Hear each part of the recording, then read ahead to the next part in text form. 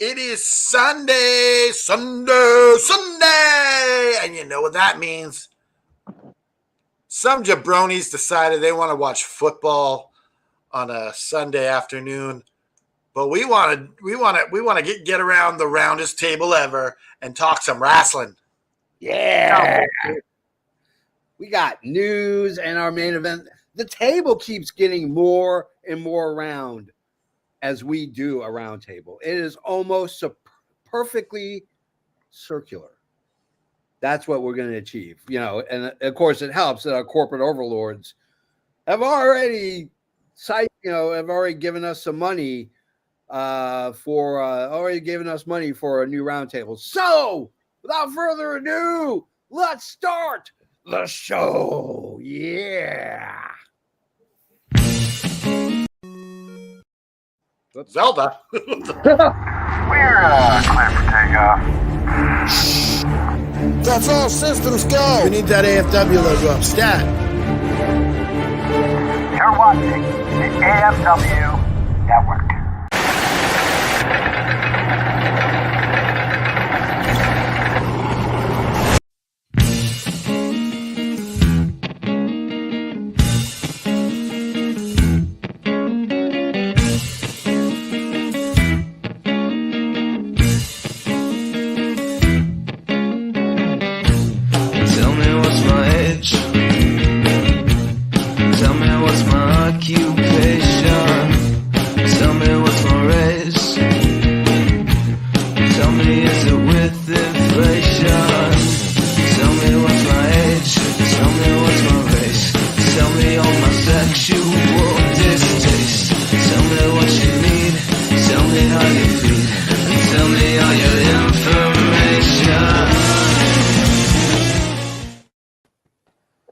Welcome to this week's edition of the All Effin' Network. I am one of your multiple hosts, as you can see. I get on set, it's lights, camera, JFB, James from Boston. This table looks really good with 5 people around it. I agree. You think that with the round tables, all our stooges should just come on? Yeah. I literally was going to just say it actually looks like a perfect round table right now, the way that's all puzzled together. So, well, the man who's going to take a unless of course it falls on unless the case it falls on the last Sunday of the month, where Dollywood will be part of this. Yeah, then we have 6, and that'd be even better. Ooh. Your turn.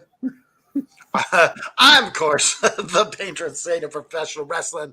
I am that gingered up, bubbly son of a bitch. I'm Canada effing right, damn it. I do declare I got the vapors. The man over in that corner right there.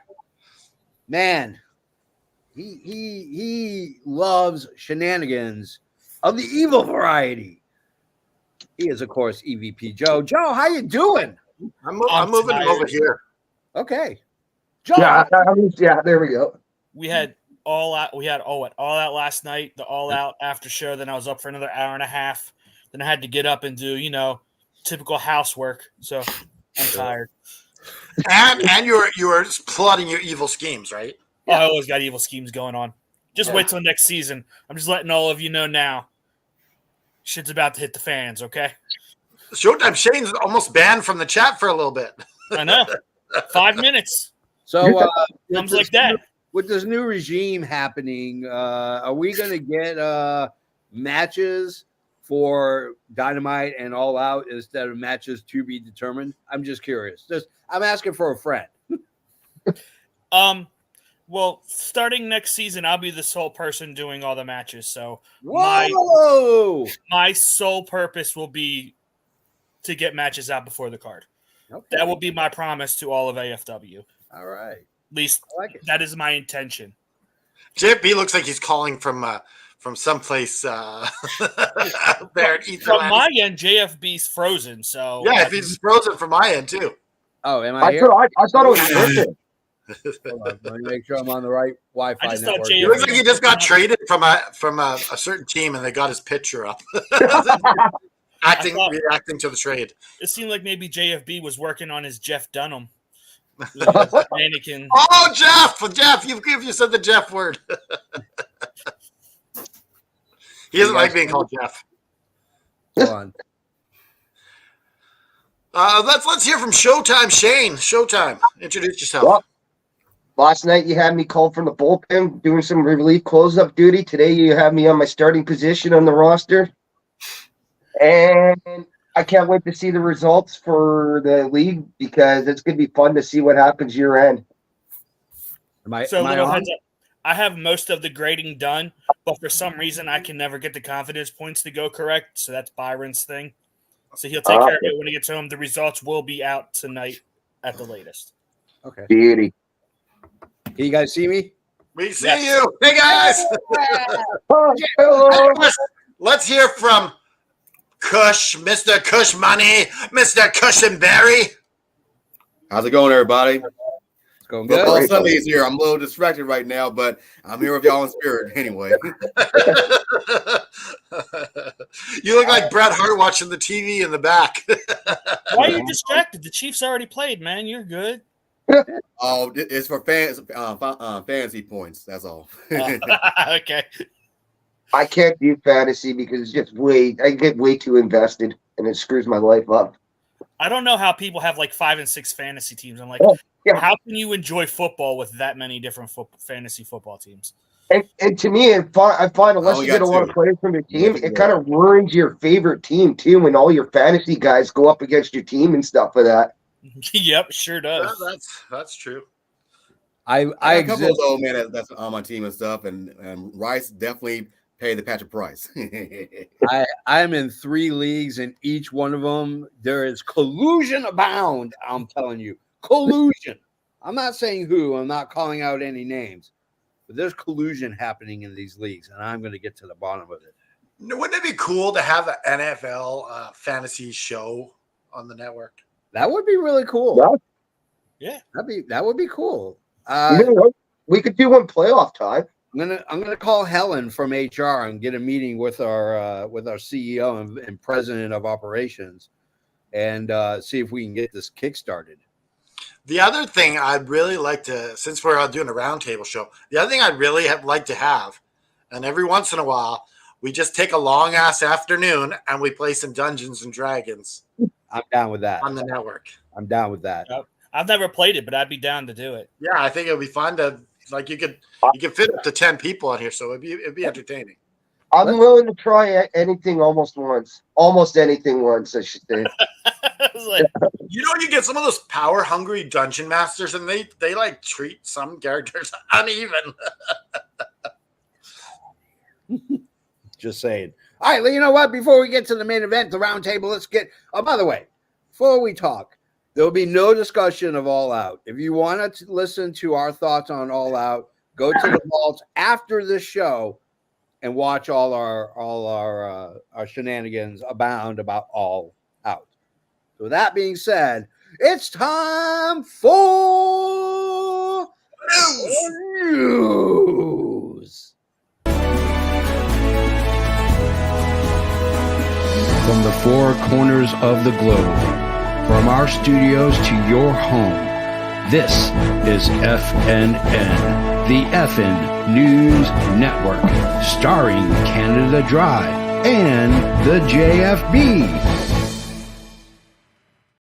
I saw the words like technology, people, travel. Do we have those on the news today? A little bit. So Tony Khan says that AEW and Warner Brothers Discovery are 90% close to signing contracts. I also heard this morning that it might not be exclusive to WB, and there could be other networks involved. Oh.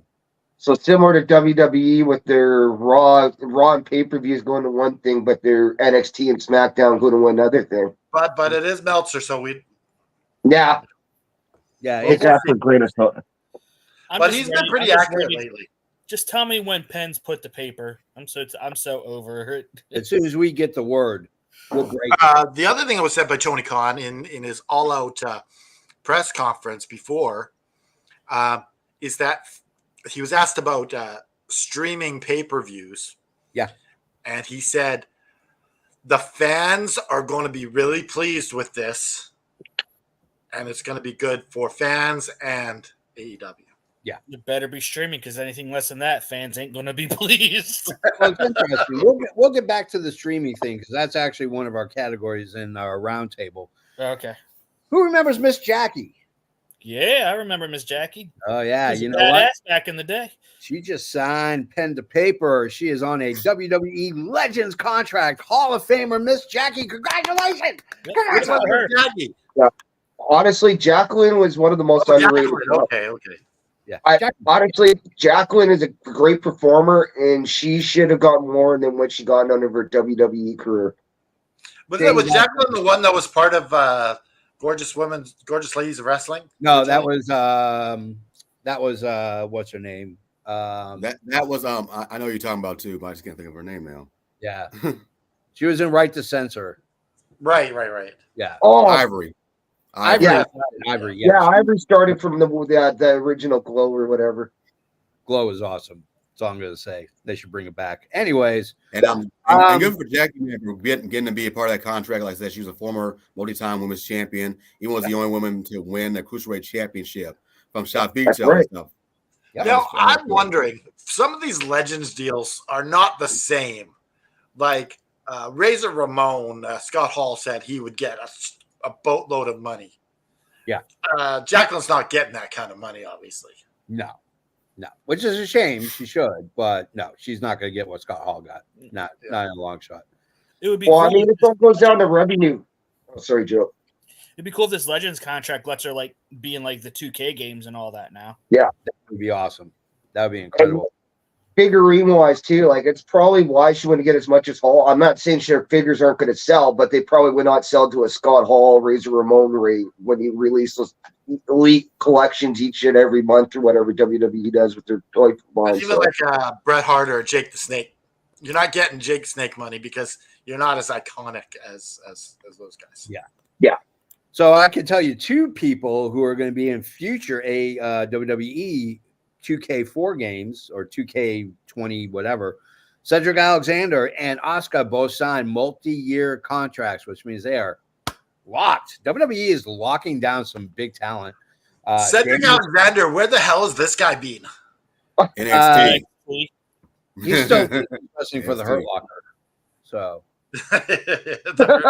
yeah, he shows up. He's like, "Where's Bobby Lashley? I thought we were wrestling tonight." Bobby! Uncle Benjamin, where are you? MVP, where the hell? So Giovanni Vinci's in the news. So he left to rehab on an injury. He comes back. They get all this like segments to get people excited. He steps into the ring for 10 seconds against Apollo Crews and loses. Key figures in the back have said that they hated this direction that they're putting Giovanni Vinci into it. Are we going to see another Eva Marie where she's doesn't technically wrestle because of a wardrobe malfunction? Is Giovanni Vinci going to get pinned in less than 10 seconds every single match until they figure out what the hell they want to do with him? Anybody? It's really looking at and you know what? The worst thing is, this is not the first time WWE has done something like this with a character either. Yeah. So over the years, it's pretty sad to hype somebody up just to give them a burial at the same time. I think what's going to be interesting is Triple H is going to come out during a Giovanni Vinci match, okay? And he's going to be like, "I had you the entire time." He rips off his mask like it's Scooby-Doo, and it's Vince McMahon! Speaking of Vince McMahon, are you guys excited for this Vince documentary? Well, that was my next category in the news. So word on the street is that the next Netflix documentary about Mr. McMahon will be a double shovel burial.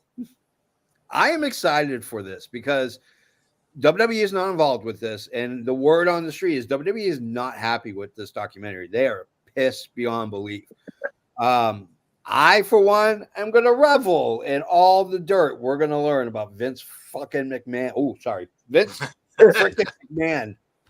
Now, I'm in it solely to hear what Bret Hart has to say, because whenever you get Bret, speaking his true feelings, he's like, oh, it's retarded, it's stupid. Like, he's just gonna. You know what's funny too? WWE's put in a situation where they can't really give Netflix too much pushback when they're the ones putting WWE's bill next year too. So there's only so much WWE's going to be able to see. They just literally got to bend over and take this one. Yeah, they're going to have Raw men on Netflix and stuff, man. They better just go and learn how to eat shit, man, while kicking some shit. Can I have some more, sir? Personally, I don't really have any intentions on watching this. I don't need Netflix to tell me how horrible of a person Vince McMahon is. I lived it. So I'm definitely going to watch this. I'm definitely going to watch this, because anything with truth and stuff, man, anything that really pulls back the curtain and stuff, I'm there for. That's why I'm a fan of things like Dark Side of the Ring and stuff. Yeah, knowing his power and stuff, and we only know just like this is it's a smidge of what he's really like, man, behind the scenes. Now, some really good news coming out of WWE is going to be this: WWE is bringing back Saturday Night Main Event. It will be on NBC, just like it was back in the day. Is going to be a primetime special. I don't know how often they're going to do this. There's not a lot of information out on it, but how awesome is that for us guys who grew up in the golden era of professional wrestling to sit on the floor and watch Hulk Hogan wrestle on Saturday Night Main Event was huge. Canada Dry, your thoughts on them bringing back Saturday Night Main Event? I think they've destroyed that name. Yeah. For so long, having the main event TV show. Yeah. Where it's been so watered down, such crap that they put out on main event, that name, Saturday Night Main Event, has absolutely no sway anymore compared to what it used to. And I don't think they have the iconic talent to make this special. Okay. They should really only make it like a monthly kind of thing, especially when it comes to WrestleMania and SummerSlam season. Like, do you like how they did? I don't even think it'll be that often, Kush. But why? They have enough TV product.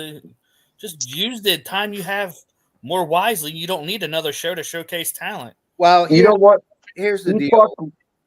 Likelihood is that they're using this NBC deal to bring more people to Netflix, because you know that when they do Saturday Night, the Saturday Night Main Event, they're going to say, "Hey, if you like this action and more, go to Netflix, because that's where we are, and we're gonna rock your world." Like that's what they're using it basically as a commercial. I don't know. I don't know if NBC will allow it, considering. Yeah. I don't know, because if they see Netflix as a rival, like NBC, Universal with USA and Fox, they didn't co-promote shows. Well, they still have USA connection with USA in. That's what I'm saying. I don't know if Peacock in America. So, well, here's the thing: when you're dealing with, number one, the cool part is not only is Prime an advertiser on the ring mat and on the corner buckles, so is Netflix. That's part of their agreement per Netflix and WWE, is that they have to have prominent advertising of either their network, Netflix, or shows. So, like, don't be surprised if a month before Stranger Things premieres, you see a Stranger Things logo in the ring. Oh, yeah. And will be on all their rings from here on out, which means whether they're on Netflix or they're doing a show on NBC, they don't have to mention it. It's going to be on the mat. That's true. But this also might be NBC's way to at least salvage one wrestling show for the WWE, since Peacock's losing everything at the end of the year now anyways, right? So this might be their way to kind of go, okay, at least we could get one branded show. But let's face fast. Last time they did the Saturday Night Main Event, what was that, like close to a decade ago, give or take? Yeah. That was trash. Yeah. Yeah, it's The one with Stone Cold and JBL, that one was good. yeah, That one, but then the other one really sucked. I remember one with John Cena really sucked or something like that. Or yeah. WWE doesn't really do nostalgia well anymore. no, not at all.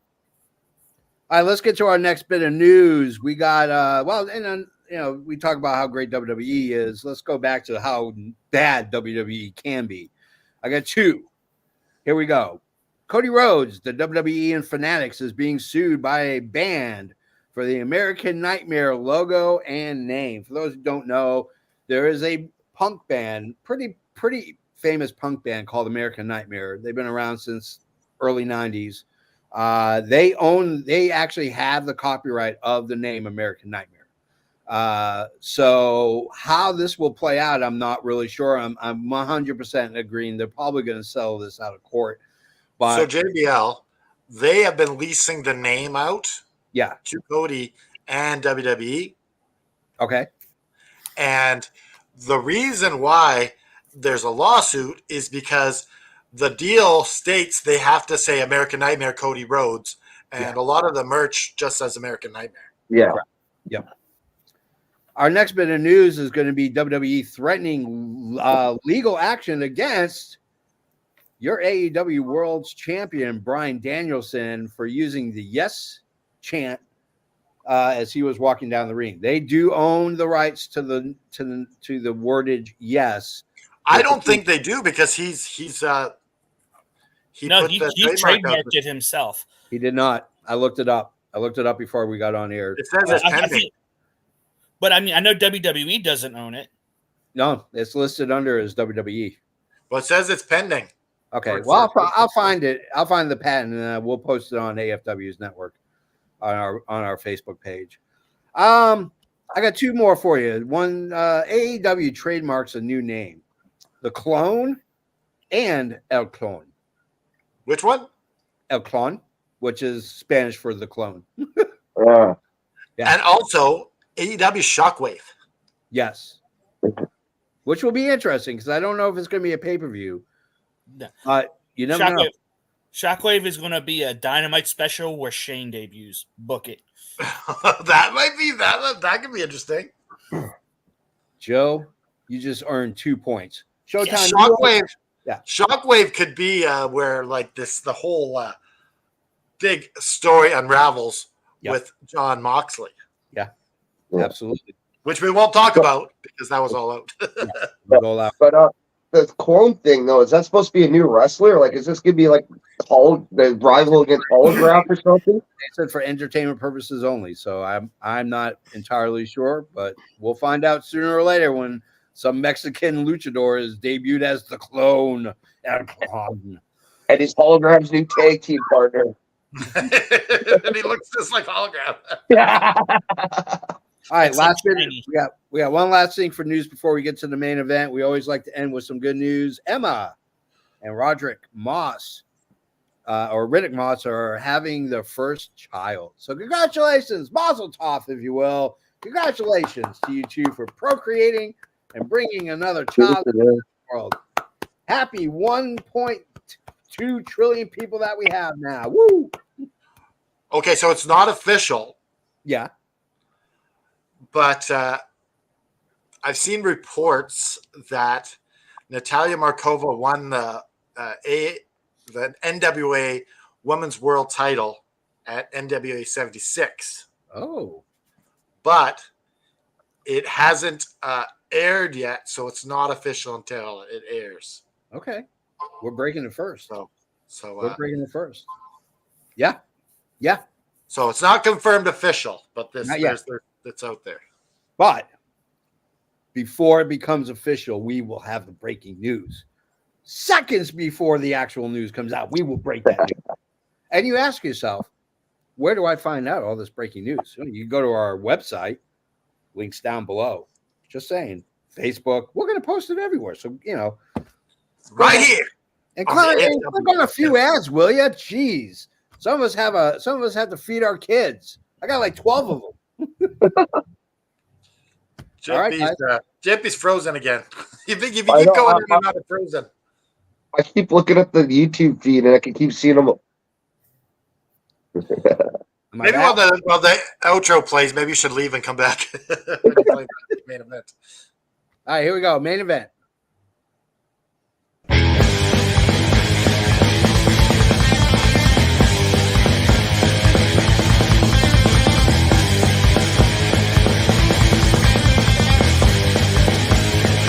This is the main event of the evening. Hey, am I back?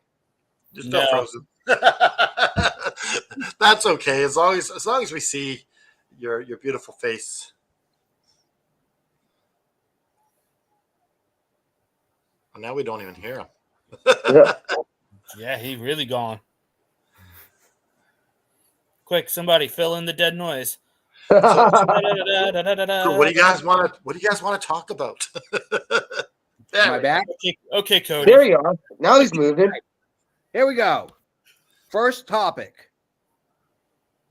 In the streaming era, and with still no indication of Warner Brothers Discovery offering a streaming home finalized, can AEW survive without their pay-per-view and catalog on a streaming service? Canada Dry, you go first.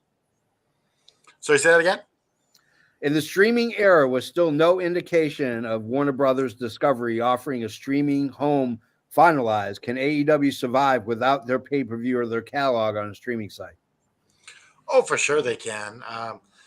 It's just a little expensive for the fans, but I feel like you can keep this going for a long, long time. But fans just want to save a few bucks, and I feel like you would gain a lot of fans it being on a streaming deal because everyone doesn't want to pay that $40 to $50 every month. So the hardcores will stick around to support it, but I think it could survive, but it's not ideal. Yeah. What about you, Shane? I agree. So yesterday it would have been $55 after tax or something like that, and that's literally 2 weeks after another pay-per-view, which was the exact same price. So yeah, they get pricey after a while. It would have been nice to see them do something. If they're not going to go to Warner Brothers right away, some kind of deal like Honor Club that Honor Club's been doing for years before they bought Ring of Honor. Like paying a monthly, I wouldn't mind paying a monthly pass or whatever. That's similar to even the old WWE networks status. Yeah. Well, even if it was like $30 a month, that's still better than. Because you pretty much pay that for premium cable sports packages, anyways. If you're going to want to look at it like that, and then you get the access to a library, right? Like that would be decent to have that. Yeah. Yeah. What do you think, Kush? I feel like, man, if they want to just move on and try to, gain more, have fans that watch their stuff, they should go with that because you can only have fans and stuff, man, watch your product for so long. And if you make it more cheaper, more reasonable and stuff for them, man, to come in, and the more cheaper it is, the more revenue, more buy rates you can have. Yeah, absolutely. Joe. Yeah, I mean, like I said, it's not ideal, but the last 5 years have shown it's sustainable because the pay-per-view buys are relatively flat. You don't really see a major decrease in buys. Yeah. So, very true. I mean, do I want them on a streaming service? Yes. But at the same time, I mean, when the buys stay consistent, there's no legit urgency to get it done. So, okay. Everybody gets 5 points. 5 points. Let's go to our next one. Conan talked about on his podcast how Alberto Del Rio and Marty Scurll are being canceled forever, and actually came to their defenses. So my question to you guys is, do these guys, Marty Scurll and Alberto Del Rio, as well as Velveteen Dream, still need to be canceled for what they did? Canada Dry, you go first. Well, it's an interesting thing because Kevin Spacey ain't coming back. No. And he's bankrupt now. Kevin Spacey, hell of an actor, hell of a talent. But if he doesn't get to come back, you you bitch ass wrestlers don't get to come back. Velveteen Dream is a different one though. I think because I feel like those were unsubstantiated. Yeah. So like the ones that are true for sure, no, you don't get to come back. But Yeah. just being accused of things without proof. Yeah. All right, Shane, what are your thoughts? Well, the Marty Scurll one really hurt me the most to be finding out like he's a dirtbag. 'Cause I was freaking one of his biggest fans. I got a lot of his merch. It's not even funny how much merch of his Dylan Club and stuff I got over the years. You And can't sell it. You can't do nothing. You're stuck with it. So it's just it's a sad state, but you know what? He deserves it. If you get your hand caught in a cookie jar like that, sorry, you got to be punished. And Alberto Del Rio, like I still don't think he needs to be like hated as much as some of the other people, like Alberto Del Rio. Like the stories involving him, and even just some of the public stuff he's done over the years, like fighting with Soraya and stuff like that. It's like, no, that guy's a straight dirtbag, narcissistic woman abuser. Like I definitely does not deserve second. But unfortunately, for those guys, some of the biggest dirtbags in the world, there's always working places like Puerto Rico and Mexico, sadly. Yeah. Kush. You can only have, man, people may be canceled for so long. I mean, unless they did something very, very vile like murder and statutory rape and all that stuff, I feel like there will be a limitation and stuff on that. I mean, Marty Scurll, of course, he was one of the up-and-comers and stuff who I came to like. Yeah, it's like what he did and all that, but I feel like probably long-term and stuff, man, he'll probably somehow, redeem himself. Maybe not the same way as he was when he was in his prime, but maybe if he still wants to do something in wrestling and stuff, maybe being a commentator or something like that, or a trainer like that can possibly help, man, gain some trust and gain some more of his reputation. Now, Alberto, though, he's already out there wrestling and stuff. I mean, he's not on the major shows like TNA and AEW, New Japan Pro Wrestling and stuff, and probably won't ever do that. So as long as he don't burn no bridges except for where he's at, it could be a lot worse for him. Yeah. Is Conan bringing Marty Scurll to AAA? No. I'm not sure. So, like, if you're going to say that, you might as well put your money where your mouth is and book them. Yeah. The thing with the now I can't even remember what I was going to add to that, but Yeah. Well, let's go to Joe. Joe, what are your thoughts? I think this should be taken case by case. Alberto Del Rio, absolutely not. That man has gotten time after time after time. He needs to stay away. He doesn't know how to handle the money, how to handle the spotlight, how to handle the responsibility. Yeah. Now, Marty Scurll, maybe I don't know everything about it, but from what I heard, I don't like. Is it wrong? Yes, but I feel like he was kind of set up because the last I heard was the girl had a fake ID. She was posing as someone else. It's technically not his fault. Is it? Yes. But at the same time, it seems like he was set up. So if he sat there and, I don't know, maybe like they said, like, you need to go through some counseling and you need to show some good, I'd be all for giving him a second chance because I think everyone deserves a second chance. Yeah, I don't know if we have all the proper info on Marty Scurll, though. It's been a real gray area, foggy with the information that's come out. Because, there's been some information to say, like, oh, yeah, this chick was in the club or pub or whatever lying. And with a fake ID. I mean, and he fell for it. But again, you don't know what to believe half the time on the internet wrestling community too, whether it's somebody made up something or they actually did find legitimate dirt. But the problem with Marty Scurll is, there's been people now that showed up to events and refused to work because Marty's there. Like I remember before Dragon Lee was signed to WWE, he absolutely refused. It was either Puerto Rico or Japan a promotion. He said, "No, I'm not. No, I refuse. I'm walking away if Marty's on this card." Yeah, you know what? And the girl who's underage and stuff, man, that showed that fake ID and all that. That just goes to show you that there should be some kind of punishment and stuff, man, for people and stuff acting older than they are, for having cases like this going on. And that's been a growing thing that's been going on in some of these cases and stuff going around, not just in Hollywood. Yeah. But you have a responsibility. When you engage in any sexual stuff, to question things. is this girl actually old enough? I mean, to It's be your fair, responsibility. I see to girls in think high about school this. who look like they're in their 20s nowadays. It's hard to tell. It's hard to tell sometimes. Like I said, some people, men, are more mature than they look. So how do you know?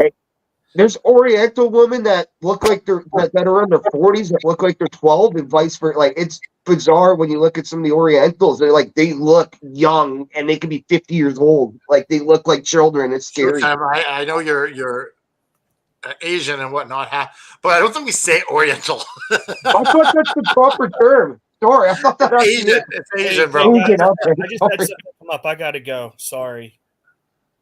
I gotta go. I gotta hop off. I had something. All right, we'll see you later. Bye.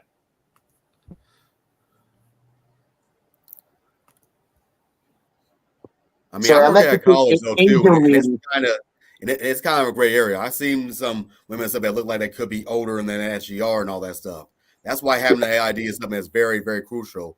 And it's just like I said. I mean, Mari's how is he supposed to know that? You know, I mean, But I think if that he we're knew about not getting initiating all that the stuff, man, he information should be on that. tried for it. But if he doesn't know, and just like I said, it blurs the lines. But I don't think we have all the information. Yeah. There's more to it than just that. And there's more than just one case.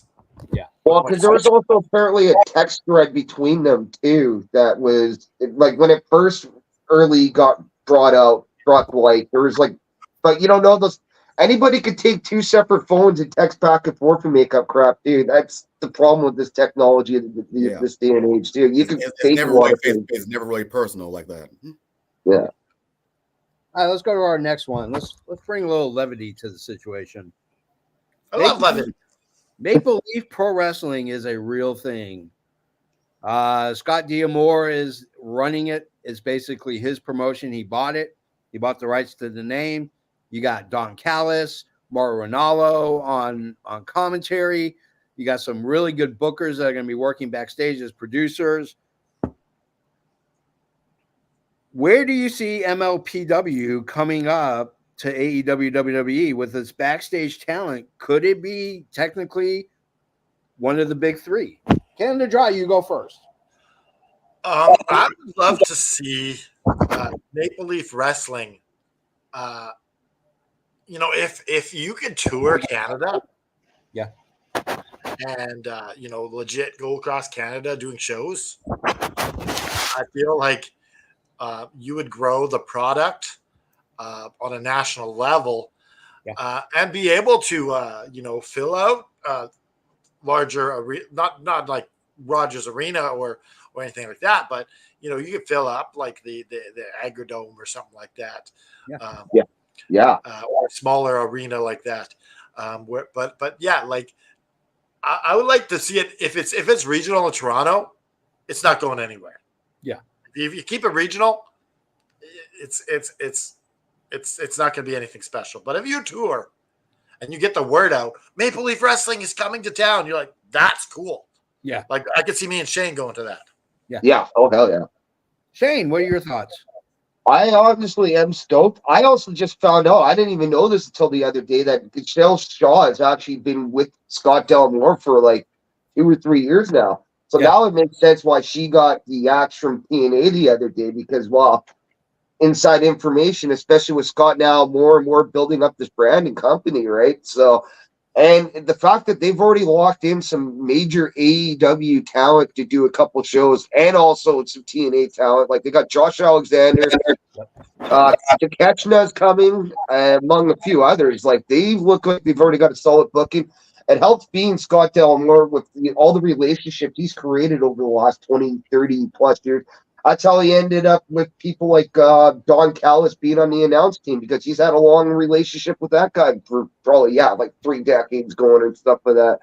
So, and then more Ronaldo, the fact that this guy Pride of BC, 45 minutes from me, where in Canada Dry are from, like the guy is a legend.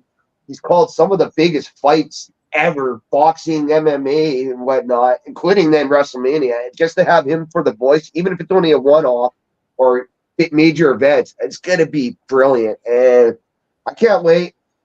I hope it would be a touring show. I've always wanted a Canadian touring pro wrestling company, but I'm a realist, and unfortunately, I can almost see it being an Ontario-based thing because that's how things roll. Sometimes the center of the universe, as they call Toronto, and there was a similar major Canadian promotion not that long ago where people like the Super Smash Brothers, were running around. Like their tag team back then was great, and then they had guests like Young Bucks and among other people that were showing up to the event all the time. So hopefully, it becomes a global or Canadian wide thing, but I sadly think it might be an Eastern Canada thing.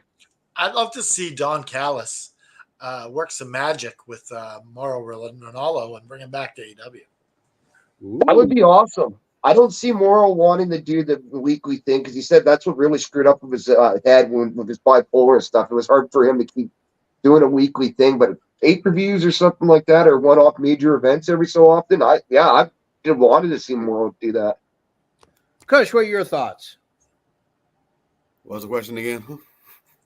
Where do you see Maple League Professional Wrestling coming up to AEW and WWE with its backstage talent? Can it be legitimately the big three? I don't know. I feel like they're taking a real good step and stuff, man, and him getting the thing going and stuff again. You know, good for second more after he got unceremoniously let go from Anthem and all that. Yeah. But as far as that's concerned, I'm not quite sure about that just yet. I feel like that they're on the right track and stuff with the talent they have. You know, he got one of the most best minds and stuff when it comes to talent, know how to book them and stuff, man. Scott Moore. I feel like if they're able, man, to sustain that amount of talent and they do well and getting a buzz stuff, man, going, watching whatever platform they're on, whether it's on internet, streaming service or whatever and stuff, they could be. Right now, no. But probably if they keep it going for the next year or two, maybe. I'd love to see Maple Leaf team with like NWA or MLW, just like team up with these other promotions that are lower.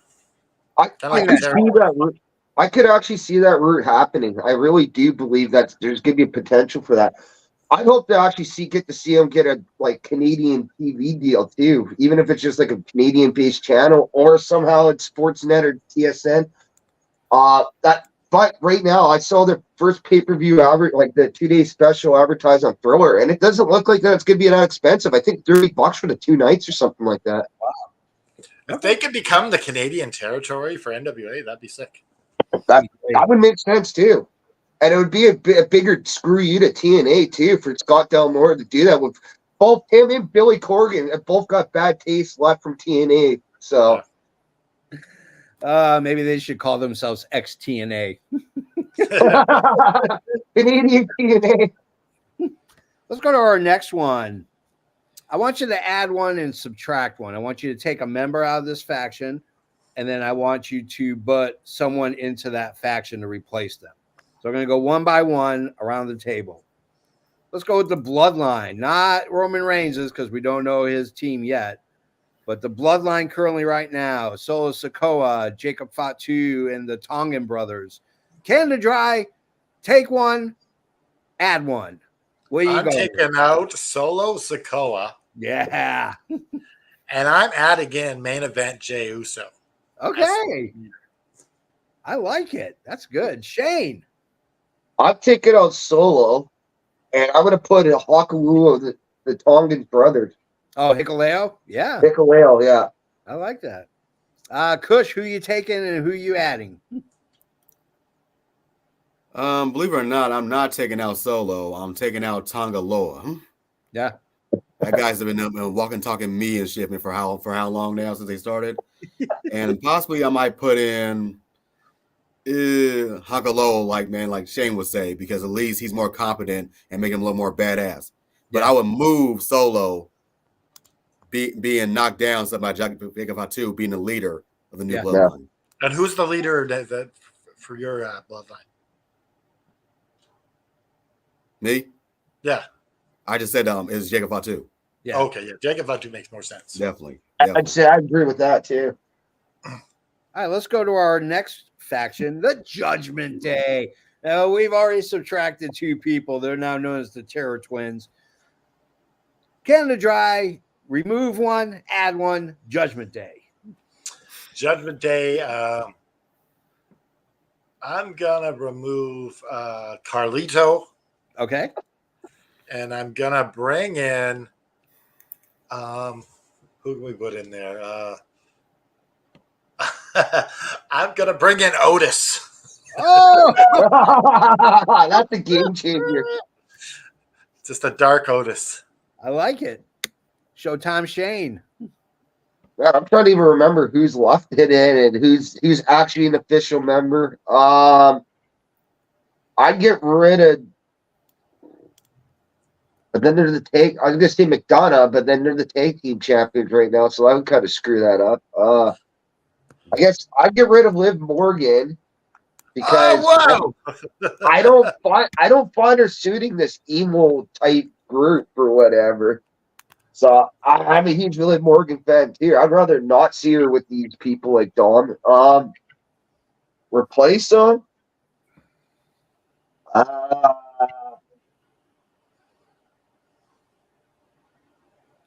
don't know. Alexa Bliss for her comeback. She has proven to be an emo time and time again and stuff like that. So she could fit into a group like this. I like that. I like that. Even though Alexa Bliss, man, is what I live for, though, too. And she can cut on the mic. Yeah. Go to Kush. Kush, who you taking out? Who you placing in? Well, since you brought up man, the fact about Jay Madonna's actually tag team champions with Finn, I was going to take him out, but now I can't anymore. Even though Carlito seems like he's more fitting for the group, I'll probably take him out of there. I feel like he's good on his own anyway because the guy is he's just that charisma. But to replace him, I'll have to take somebody from NXT, and it probably would be, I'm thinking Eddie Thorpe. I feel like Eddie Thorpe would really add more legitimacy to that group, being a bass and all that. I feel like he needs some kind of group to have a direction of kicking ass and taking names. So, I like that. That's a good one. Eddie Thorpe is freaking phenomenal. Yeah. Oh, God. All right. Let's go to one more. We're going to talk about the guys who really technically run AEW. It's not Tony Khan. It's your elite. The Bucks, Kazuka Okada, and Jack Perry. Game to drive. Take one, add one. Who are you going with? Oh, that's tough to take away from the elite. Yeah, I know.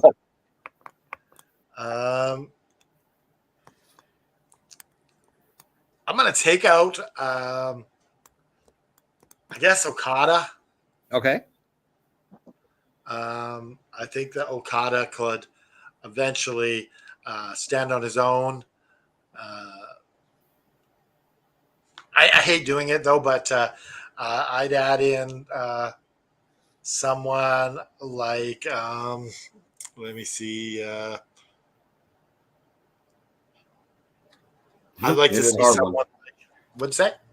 It's a hard one. I'm thinking about mine right now. Yeah, I think I would bring in someone like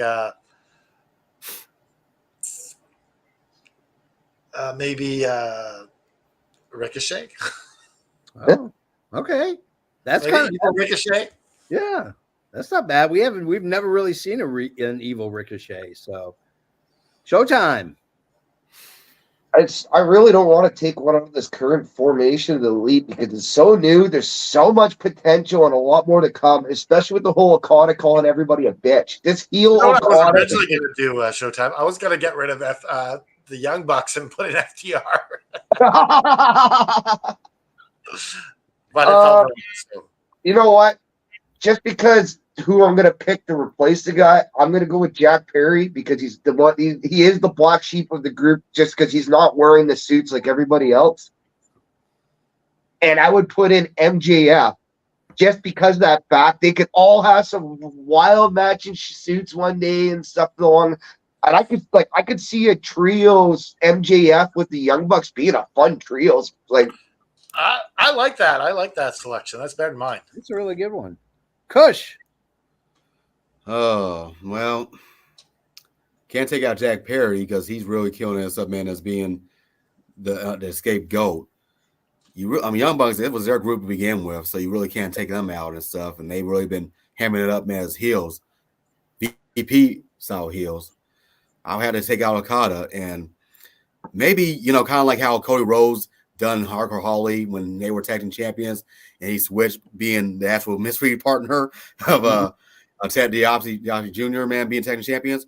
Why not have Okada go against Takeshita, and Takeshita stab Callis in the back by also stabbing by taking the title off of Okada and join the Elite. All these were amazing answers, but the correct answers were for the Elite. You remove Brandon Cutler. He's never been an official Elite member. You replace him with Stokely Hathaway. That's the correct answer right there. You get rid of Brandon Cutler. That guy is. I think the Showtime Shane's answer was the best. Yeah. Well, think about. I just thought of this right now. Imagine a promo with MJF and Young Bucks together and Okada. Like those promos would be amazing. Woo. All right, let's go to one more. Kevin Kelly's lawsuit has come out claiming that he was Ian Riccaboni is what cost him his job, and the two brothers known as the Boys from Dalton Castle say they were never habitually late as they were accused of, and now they are suing. So my question is, with Kevin Kelly's lawsuit is that going to hurt AEW down the line? And will it open up eyes and possibly a discussion of taking people from contractors to employees? Because Kevin Kelly says he was an employee and not a contractor. But we all know in the wrestling business, unless you're the booker, everybody else is a contractor. So Canada Dry, you go first. I absolutely think that this will lead to AEW firing more people and not honoring the original thing that he was doing. Yeah. Because he's like, why am I doing this when I get treated like shit when I do fire someone? Yeah. I think that it's traditional contractors. It doesn't matter if you're not late. You signed agreement, which means you can be released at any time. It doesn't matter. You don't need an excuse to release someone. We're like, that's moot. Like you can. Sorry, we're not needing you anymore. You don't finish our plans. That's pretty much all it is. Yeah. And I do think that Kevin Kelly was released because CM Punk was fired. I honestly think that's the real reason. Okay. That's not far-fetched at all. Showtime Shane. Well, I just laugh at these guys' lawsuit because as I got the NFL in the background right now, those players can get fired at any given time. Just like Aaron says, they don't need a reason that, you're late to practice. If you're just not someone they're going to utilize on their team. Yep. And it's no different. And then, like with Kevin Kelly, well, it'd be no different than if he's a TV reporter or a local broadcaster for these type of. They can get fired at any given time too. If they're not, especially if they say something stupid on social media, the employer has got the right to null and void that contract any given moment they want. Yeah. Unless there's some weird specific writing somehow the other person's lawyer drew up in the contract negotiation. So these guys don't have a leg to stand on as far as I'm concerned. And it will actually set a precedence for other people and see it at, hey, look how much this blew up in these three guys' faces and made them look stupid. Yeah. I'm not going to go and take this a chance and cost myself legal fees and all that crap on top of it. Okay. Let's go to Kush. What was the question again? With Kevin Kelly's lawsuit, is that going to hurt AEW down the line, and will it open up eyes to contractors versus salaried employees? I don't think it's going to do much damage or anything to them, given what's been going on with Kevin Kelly and all that. But it could hurt them as far as the actual talent and stuff is concerned. Like if they're not being treated or anything right or anything, and they have a legit case and stuff, that could, be a factor and stuff into it. Not saying that will happen anytime soon, because even with some of the fights that they have going on backstage, it seemed pretty mild compared to the lawsuits and stuff that was going on in other companies, especially like in the WWE. Yeah. However, but if there's more that happens, the more it might pile up, the more worse they can be off. Yeah. But for right now, I really don't think so. I feel like for Kellen Kelly, he better start knocking on somebody else's door like Scott Demore and stuff if he wants to have a job at all, period. Because no company want to have that kind of flack and stuff going on for the companies, especially somebody who does commentary like he does. Yeah. The other thing I want to mention is Kevin Kelly refused to sign an NDA. So he was offered a severance package, and that severance package was revoked because he refused to sign an NDA. Yeah. Shot himself in the foot. Why not take the money? Because he thought maybe I can get a lawsuit out of this. Yeah. Well, especially he got Stephen P. New, the well-known guy that advertises on Jim Cornette all the time, and also has represented other wrestlers like CM Punk and stupid lawsuits. So that says a lot volumes right there too on its own. Yeah. Absolutely. We might as well got a Mark Sterling. Yeah. Let's go to our last question. Is Tony Khan debasing his credibility of having a promotion where the best wrestle by dolling up his female wrestlers in lingerie like Vince McMahon used to? Canada Dry, you go first. I don't think so. I think that it's nowhere near what Vince was doing. Yeah. It's pretty typical of what wrestling is doing across the board. So I don't think there's anything wrong with it. Okay. Showtime Shane.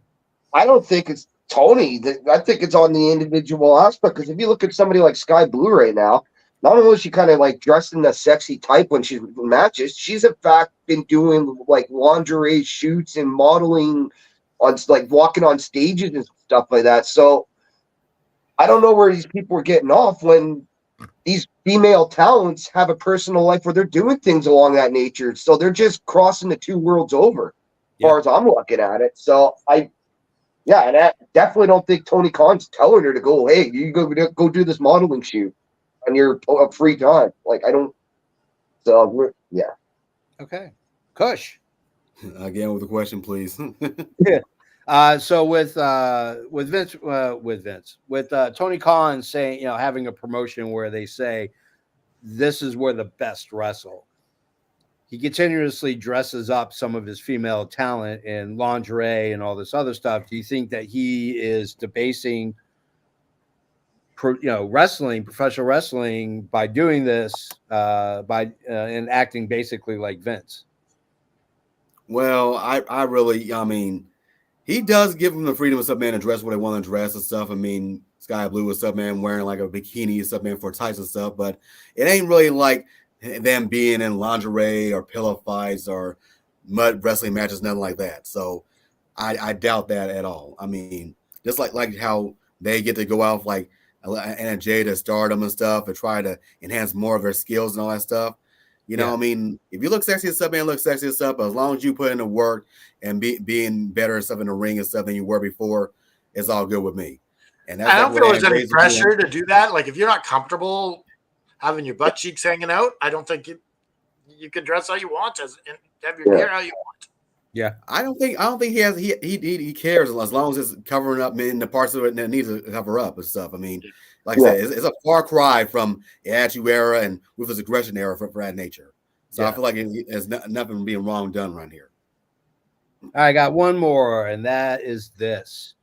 Would you rather, one of my favorite parts of this show, would you rather be a gimmick match specialist, death match, ladder match, whatever, and only be in the main event here and there, or would you rather be a good mid-card wrestler that's kind of like a Swiss Army knife, if you will, of professional wrestling? You can wrestle in any kind of match that you want to. Canada Dry, you go first. I would definitely want to be the guy who gets that main event spot every once in a while. That's fine, because as long as I get that shot at the spotlight once in a while, people crave that spotlight, and that's where you want to go. All right, Shane. Yeah, I would see myself that route, like more the Terry Funk, because that just really, when you say something like that, it stands out. Terry Funk is the and I just someone I'd like to more be as a wrestler than somebody that's a soft mid carder. Yeah. Okay. So. Good. I mean, if you best, I mean, the most famous people are known for their gimmick stuff anyway. I mean, you can talk about people like I would say Christopher Daniels and stuff like that. I mean, not Christopher Daniels. What's a perfect example? Somebody like somebody who's been around the road and stuff a lot, who's definitely like Swiss Army Knight. But at the end of the day, if you're on bigger programming like WWE and TNA and all that stuff, and you're known for a gimmick and stuff, man, even for a short amount of time like Eugene and all that, I'd rather be the gimmick because at least and when everybody says your name, they already know who the hell you are and stuff, man, and what you remember for. Yeah. And as long as you get a few main event spots and stuff, man, even a title reign or whatever here or there, yeah, sign me up. Okay. Guys, that's the end of our show. I have tabulated all the points. I've kept them up in here. Yeah, I may have forgotten who I was because I had to keep track of all that information. But and your screen is frozen the whole show. Am I here? Yeah, you're here. Your screen is frozen the whole show. Yeah, well, that's why you forgot. Video.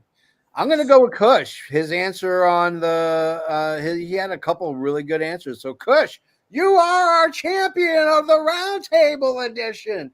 Champion of the Roundtable. Thank you. We're not worthy. We're not worthy. Guys, that's the end of our show, which means we have to go ahead and we got to sell you some stuff. All the links are down below. Facebook, Twitter, Instagram, our Facebook website. Everything is there, including our website, our awesome website. So go visit it, click on some ads, help out the boys.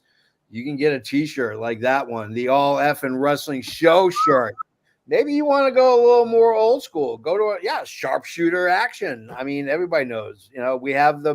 You mean this one? Oh, the adorable Adrian Adonis. Well, you can get him at prowrestlingtees.com/Adrian Adonis. Now, if you want I to just realized that in honor of being on Fridays, this is a purple shirt. Yeah.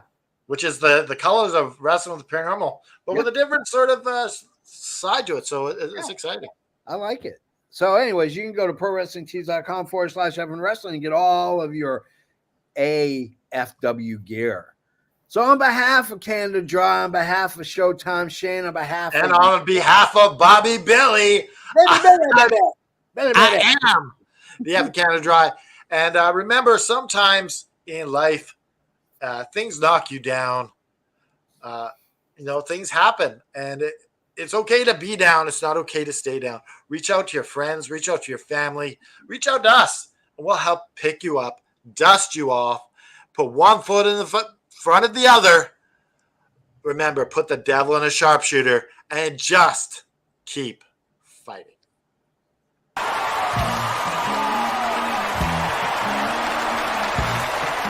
This has been an effing worldwide media production.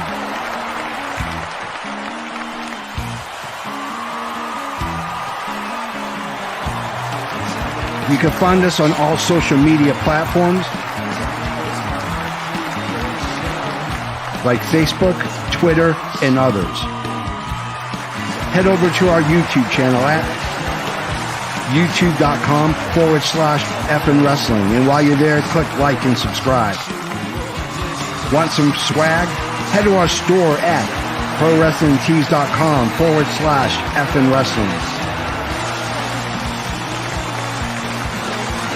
You can find all these links and much more at our awesome website, effinwrestling.com. As the JFB always says, you can book it. Thanks for